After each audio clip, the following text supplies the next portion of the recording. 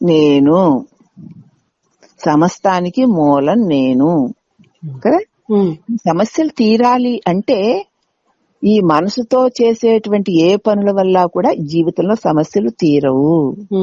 మనం మనసుతోటి ఇంద్రియాలతోటి సమస్యలు తీర్చుకోవాలనుకుంటాం, కావలసిన కోరికల్ని పొందాలనుకుంటాం. కానీ దేని వల్ల అవి తీర్చబడవో, దేని వల్ల అవి పొందబడవో దాంతో మనం ఆ ప్రయత్నాలు చేస్తున్నాం. దీని మూల కారణాన్ని గుర్తిస్తే, హలో, మూల కారణాన్ని మనం గుర్తిస్తే ఏం జరుగుతుంది? మూల కారణం ఎవరు? నేను. ఆ నేనులోనే ఇదిగో ఈ జగత్తు మూలం ఉంది. ఎప్పుడైతే ఆ జగత్తు మూలాన్ని మనం గుర్తిస్తామో, జగత్తు మూలం నేను. నేనంటే ఎవరు అని గనక ఈ నేనుని మనం పరిశీలన చేసుకుంటే మిథ్య. అప్పుడు మిగిలేదేదో అది బ్రహ్మానందం.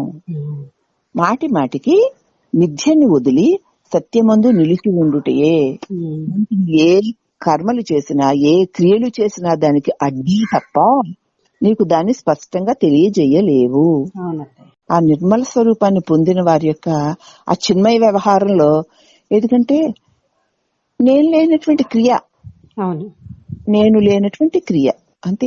మహామహాజ్ఞానులు ఎవ్వరు చెప్పినా ఎన్ని చెప్పినా కూడా ఇప్పుడు దాన్ని ఎవరైనా చూశారనుకో, ఎంతమంది చెప్పారో అనుకుంటారు అంతే.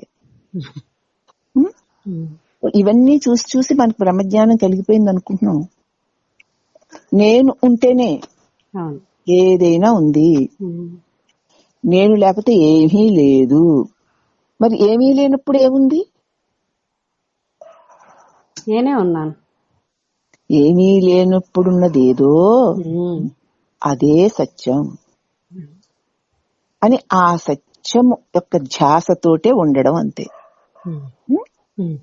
అప్పుడు నేనున్నాను అని అనడానికి కూడా అవకాశం లేదు, అక్కర్లేదు. అంచేత నేనుని మాటి మాటికి తీసేయి కదా. ఒకవేళ నేనుంటే అది చిత్కళ, తెలివి స్వరూపాన్ని, నేను చిన్మయ స్వరూపాన్ని, నేను చిజ్యోతిని అని నన్ను నేను ఈ దేహేంద్రియ మనోబుద్ధుల నుంచి కదా. ఇప్పుడు నిజంగా ఇప్పుడు కూడా నేను దేహేంద్రియ మనోబుద్ధులతో అంటి లేను. అంటి ఉన్నానా? లేదు. ఎలా అంటుకుంటుంది? నీటిలో పడిన చంద్ర ప్రతిబింబం నీటిని అంటనట్లు, నీటి తడి చంద్రబింబానికి అంటనట్లు నేను చిజ్యోతి అనేటువంటి నేను దేహేంద్రియ మనోబుద్ధులు ఎందు ఉన్నను. దీన్ని దేన్ని అంటడం లేదు. ఇవి వస్తున్నాయి పోతున్నాయి, నేను ఎక్కడికి వెళ్ళడం లేదు. నేను సత్తై ఉన్నాను, వచ్చిపోయే వాటిని తెలుసుకుని చిత్తై ఉన్నాను, వీటి వికారాలు లేక ఆనందమై ఉన్నాను. అస్తమా అని చెప్పుకున్న మాటే కదా. అవి ఉండడమే.